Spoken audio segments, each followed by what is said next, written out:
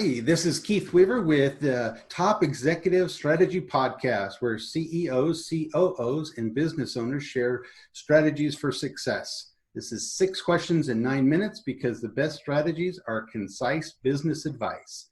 So we're going to get right to it. So question number 1, in a few sentences, tell us who you are and what you do. My name is Adam Beesley, and I am an accountant. Plus several other things. I own my own accounting firm and have done that for about 15 years. And in the process of that, I've worked with a lot of different companies, and I've had the opportunity to create 3 other companies, which one, I have a podcast about reselling online and talking about taxes. 2, I also have another company that we make off-road wheelchairs, and that's been the best thing I've ever done. And then I've got several other companies that I have some sort of partial ownership in. So that's who I am. Awesome. Yeah, the Extreme Motus, that's an awesome company. Hopefully we'll be able to hear more about that, or people can follow you. Sure. So, question number 2, what's the best thing about being a business leader? It just has the opportunity to be involved in your community. My thing is mentorship. I've got several high school student, young college kids. I had an opportunity last year to teach my own course at UVU, that your normal course. I gave the real business sense. Unlike what they teach in formal educations and universities, the real world isn't like that. There's a lot of gray area, and just hoping that people can understand that the most important thing is not a piece of paper that says you're smart, but it's the degree in figure it out-ofness. That's what I tell everyone. Very good. Yeah, you definitely have to have that street smarts and experience. So question number 3, I hear from other leaders that people strategy can be more challenging than their actual business strategy. What are your thoughts on that? Absolutely. Your business is your people. And you have to figure out how to get on the same page with them. Communication is the absolute most important thing. And the big thing is learning from your mistakes. Over the course of my career, within the first 12 years, I worked for myself. I never had employees. And then the last 3 years, I've gone to the point where I couldn't do it all myself anymore. Brought on several different employees, and some worked out and others didn't. To be quite frank, I had my mother working for me, and I fired her after 9 months.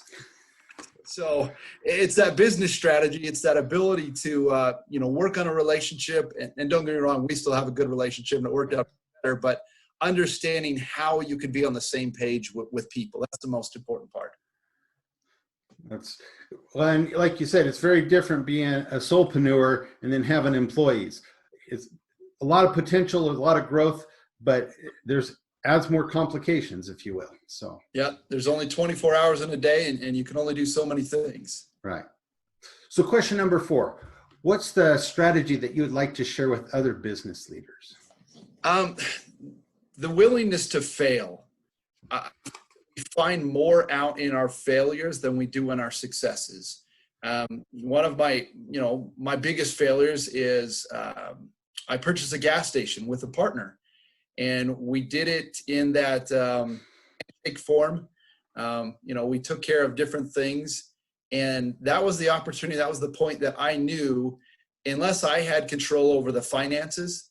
And what I mean by that is I'm always the accountant. Unless I have the ability to know exactly what's going on with financial transactions and there's total transparency, that's when it went south for me.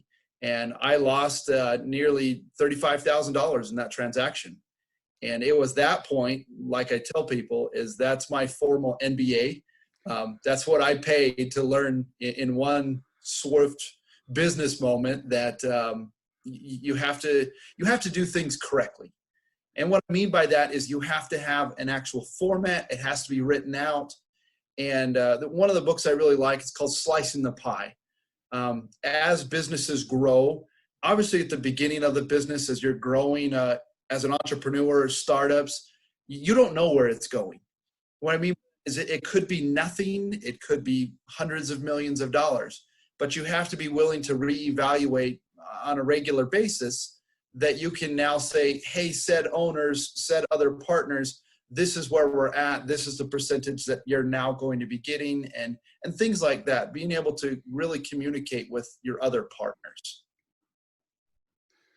Very true. Yeah. And I see the lack of that a lot of times in the businesses that I work with, or potential clients and those kind of things. So, I mean, you know that's what you do. All right. So question number 5 then. What other successful leaders like yourself would you like to acknowledge, or you think would be a good guest on the podcast? One, like I says, I didn't have the normal college experience. It took me 15 years to graduate college, because I was kind of on and off for a long time. And again, there were things that I liked and didn't like, but one of them was Joel Helquist. He's accounting professor at UVU, and he was really kind of influential and allowed me to learn a lot in formal education, but he's also the one that allowed me to go teach a course at UVU.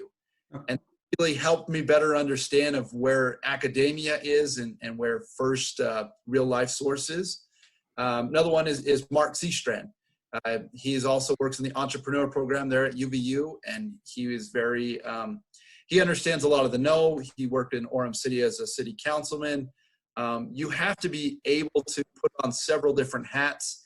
And as much as it's not a political game, and what I mean by that is a networking game, if you're not out there meeting other people, like Keith, I mean, I met him probably about 1.5 years ago when we won a competition for our extreme Motus wheelchairs up at Kiln.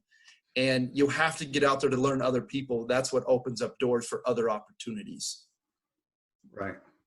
Very good. Well, I will be excited to look up the first person you mentioned, and the second one is actually a neighbor of mine. So hey, there you go. I'll have to follow up with Mark. But so just a final quick question, number 6. Tell us, who's your favorite boss? Past boss.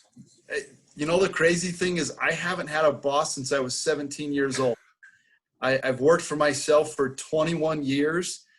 Back when I was in high school, I worked at Ace Hardware in Pahrump, Nevada is where I grew up, small town outside of Las Vegas. And my boss, Julie Moore, she was amazing. Like I said, she brought high school kids in there.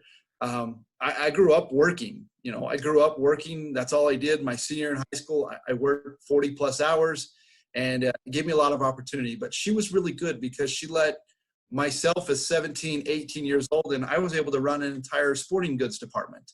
And it gave me a lot of opportunities to, you know, learn about margins, learn about, you know, ordering things and working with vendors. And that's really kind of set me up for a lot of success. And again, it's what you've learned in the past that's going to help you now in the future. So she was my favorite boss and probably my only boss. Well, that's cool. You know, and promoting employees and really engaging those employees and helping them stretch, that's an awesome characteristic of a good boss. So that's awesome. Hey, it's been great to have you on today. Before we leave, tell people how they can find you. Well, thanks, Keith. It's been a real pleasure, like I said, learning about you and your podcast. Like I said, I do several things. Probably the easiest way right now, the thing that I'm most passionate about is my company, Extreme Motus. We're all over social media, have a ton of stuff on Facebook, Instagram, TikTok. We've got lots and lots of cool videos. Again, that's a company I own that we are getting people outdoors who've never been able to get outdoors. My accounting firm is called Atom Up Accounting. I'm located in Payson, Utah. And then I do also have my own podcast called Death, Piles, and Taxes. And we talk about selling random things online and the ability to make a lot of money. And right now I'm heavy in the card game. I'm selling a lot of baseball, basketball cards. And that's been really, really fun as a hobby. So. Oh, fun. Well, great. Well, this is Keith Weaver. This has been the Top Executive Strategy Podcast. And for more insights and to follow us, you can follow us at Weaver Business Coaching or on LinkedIn. Best success to you.